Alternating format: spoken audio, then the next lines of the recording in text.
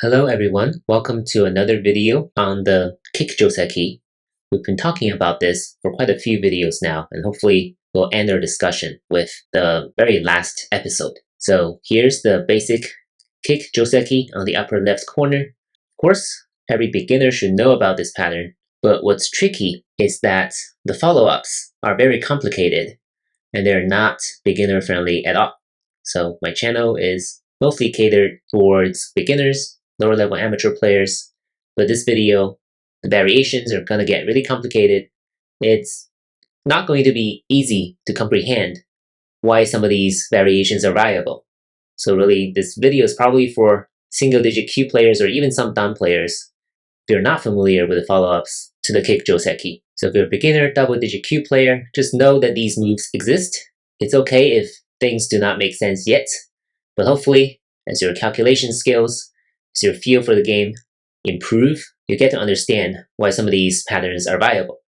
So we'll have white take sente now, and we'll talk about how black can play after white's corner, 4, 6, and 8. So the most intuitive move, at least pre-AI, would be something like this. But as we've seen in the previous video, when number 8 is here on the third line at C14, it's very similar. So white is not really afraid of this 3-3 invasion because white can simply descend here at number 12. And this move alone is significantly weakening black's upper side, right? So this move is in itself valuable. Now black will have to try to make a living shape out of number 11. So it has a couple choices. Best one is probably this. And now white will play right here next to number 13. Black cannot really move out, right? If you move out, then number 16 can play this hane. If black cuts, then these two stones will be captured. Black can clamp here, but this is very bad for black's eye space. Now there's only half an eye here. It's not going to be 2 real eyes. And this is not okay for black, right? Because black will have to crawl here on the second line at least. Maybe white can already make the kill this way. Unclear, right? Of course, black can try to fight, but this will be a very tough fight for black. So that is why number 15 will have to be here. White encloses black into the corner. And the move that makes black live is right here. So this way, black will take the corner. Of course, you can calculate the life and death here. It's going to be a living shape. And white will just play something on the left side. But of course, black can play something on the outside first as well. And kind of daring white to kill black. This way, black can play on the outside. So the fight will get more complicated this way. The idea for black is to sacrifice the corner, but if black can put enough pressure on the white group, black will be able to trigger some kind of a capture race with white. So white will have to end up filling a lot of its own territories. So that's black's plan right here, to sacrifice the corner. But of course, that is quite advanced. I would not recommend it for beginners and amateurs. So if you're black in this situation, just maybe play one move on the outside like this, and then make a living shape. And this will be totally viable for both sides. So if you're white in this situation, you don't have to worry. The idea is to allow black to live on the inside and stay strong on the outside. But of course, that kind of challenges our premise as beginners that in this Joseki, white takes the corner. But as we can see, the corner here is still up for grabs. The tricky part is whether taking the corner for black is valuable or not. And at this stage of the game, the answer is probably not, right? If the board is still empty, you should play on the corners first. And once again, as I explained in the previous video, white should not block this way, right? This is a very common mistake. Once black gets to number 13, black already significantly benefits, right? So this way, it's not okay. Black has sente, black has no more weaknesses here on the upper side, and the endgame move will be at 17 and 19. So the territory will be significantly reduced. There's also something like this. This is also not okay. Black is super strong on the outside. White's territory is reduced, and black has sente. So these are not okay. That is why, faced with this number 11, the proper move is right here. One more thing to cover is this move. It's not as good as this one, according to AI, but it's also viable. Black will just kind of crawl out this way. This way black can still live, and white is still solid on the outside. So number 13 is also viable. If you're white, just connect on the outside. This way, white will have opportunities on the upper side, and as long as white encloses black to the corner, white can develop on the left side as well. So that's the basic idea for this follow-up. At number 11, what are some of the other moves that black has? One is actually right here. This move is really trying to move both ways. So if white wants to protect the corner, and the correct move is actually right here. It's a very slow move, but it's pretty solid. It's pretty solid. And now black will just move to the left side, like this. This is totally viable for black. This is even good for black. So that is why it's suggested, once again, the idea for white is to just enclose black to the corner. For white, it's just to play something on the outside like this, and black will take the corner this way. And this is also viable. This is very similar to one of the previous variations where black takes the corner and white is very solid on the outside. So this is playable for white, even good for white, I would say. But again, not that easy to comprehend for beginners and amateurs. They might be asking, white just took the corner with 4, 6, and 8. Why is white just giving away the corner? That is because white is gaining something in exchange. White is weakening black's upper side, white is developing on the left side, and white has more potential toward the center. Whereas black played one move on the second line, slow move, and black's territory on corner is not that significant. So it is an exchange that white can accept. But as beginners and amateur players who like territory, right, you may not want to get into this situation. And that will eventually lead us to question number 8. Why is it here at all, right? Why does AI and professional players prefer this move on the 4th line instead of the 3rd line? And the reason is precisely because number 8 makes it easier for white to move out. It gives white the flexibility to trade the territory for potential on the outside. And that may or may not be the way some amateur players like to play. So that's number 11 right here. Note that this move will be wrong, right? It seems pretty intuitive. You're trying to block and secure the corner, but black can simply play at number 13. This way, there are 2 ways for black to push. This way, this is definitely not okay, right? White's corner is gone, and black is already alive. So this is definitely not okay for white. And if white blocks this way, this is also not okay, because white will have to try to save the corner, and now these 2 stones are cut off and are about to be attacked. So this is not okay for white. So that's why number 12 should not be here. Maybe this move will work, but this will have to do with life and death, right? So in the opening stages, white will not want to play another move here. The problem is that sometime down the line, black can play this move right here. And this way, white is not alive on the corner, right? This way, this is not a living shape, and this is not a real eye. So it's going to be problematic for white if white plays at number 12. This is really about life and death. Whereas here, slightly better. Similarly, things like this will not work because now black can just move to the left side. The idea is for black to be flexible, either moving into the corner or to the left side. And white is already pretty slow here. So that's why the best move for white is the most counterintuitive for beginners and amateurs is to give up the corner territory and stay strong on the outside. This move also exists. This makes it easier for white to guard the corner. But again, the idea for black is to just move to the left side like this very quickly, right? Limiting white's development on the left side. So that's black's goal here. It's also viable for both sides. And the best move for black, according to AI, is right here, right? It's also kind of an approach to number 8. And it's also very common, right? You do see this in amateur games as well. So how should white respond? The viable moves for saving the corner, right, would be something like this or this. But these 2 moves are very slow, right? They secure the corner, but again, this exchange is very good for black. So white cannot really be satisfied unless you really, really, really like territory, right? So if you're a beginner amateur player who really likes territory, this is fine. But as you grow stronger, as the demand on efficiency increases, your moves will have to be tougher, right? It has to be right here, this attachment against number 11. And black's only move, of course, is this hane, number 13, and white extends this way. And now black has a few choices, either this extension, this attachment underneath here, or this diagonal move. So let's talk about all of them. This will be the most basic. White will just block here. And now black can play something like this. This should be okay. Or here, here, or here are all viable moves, right? From another Joseki that I'll eventually cover here on my channel. And after number 17 here, let's say if it's here, it's really aiming for this push and cut, right? This way, white is not okay because white is being cut off and is about to be attacked, right? So this is not okay for white.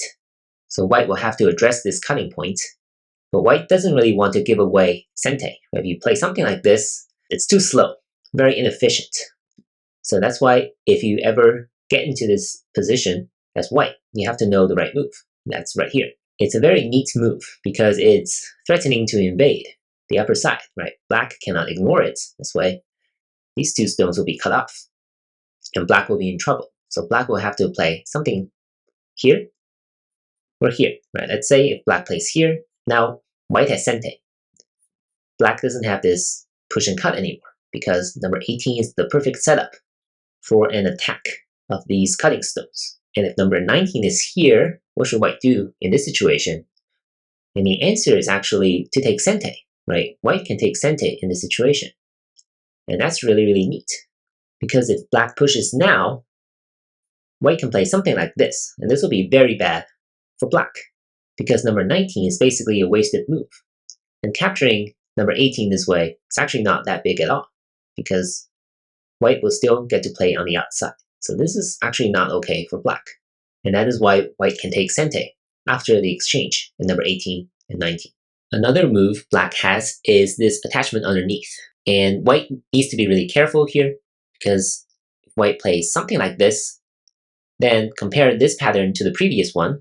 Black has advanced one more space, still has this potential cuts, this potential weakness, but the major difference is the corner now is completely open, right?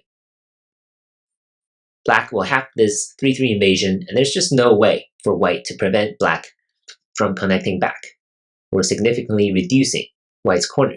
So this shape is very, very bad for white, right? No matter what you do, it's going to be a very tough situation. And of course, it will be very, very slow for white to make an extra move here in the corner to secure it. Very inefficient. So that is why number 16 cannot be here. It cannot block to try to save the corner because the corner is actually very, very hard to save. If you play this wedge move, also doesn't really work because white doesn't have this cut. This way, white will be captured, right? So again, we'll get to this point where white will have to spend an extra move saving the corner, and that'll be too inefficient. Black has already moved to the left side and has a very solid shape, right? So this way, definitely better for black. So that is why after number 15 here, white will have to counterattack with this cut right here. So if white can capture number 13 in the ladder, this will be great, right? So in this situation, the answer is yes, right? White should be able to capture black in this ladder. Number 3 will not break the ladder. And this will be pretty good for white because once again, white has moved to the left side, moved to the outside, and it's pretty solid. So black will have to kind of figure out a way to live on the inside, which it can, but white can be really satisfied with this pattern. So to prevent this ladder, black can Atari here first. And in this type of situation, this is a lesson that applies to 99% of the situations like this. When your stone is under Atari on the third line, you almost always have to extend, right? Always, always extend. Even if these two stones die instead of just one. In this situation, it's not going to die. But in some situations, extending, right, you have 3 liberties instead of just 1. And it's really, really important not to give up this stone, right? You might be thinking, especially beginners, might be thinking, this Atari is a good move because this way I'll capture all of the corner. But this is actually costing white a lot because capturing this stone is extremely, extremely valuable for black. So white cannot allow black to just capture the stone on the third line. You always have to descend at number 18. And this will get complicated, right? This is really just a fight. That's kind of a follow-up from the Joseki. Do I call this a Joseki? Not really, right? This is really just a fight. And of course, black has many weaknesses. There's a cutting point here. Number 11 is about to be captured. If it connects here, then white will just bend here on the second line, right? White will not be captured, and black will have to figure out a way to kind of try to live, right? Something like this.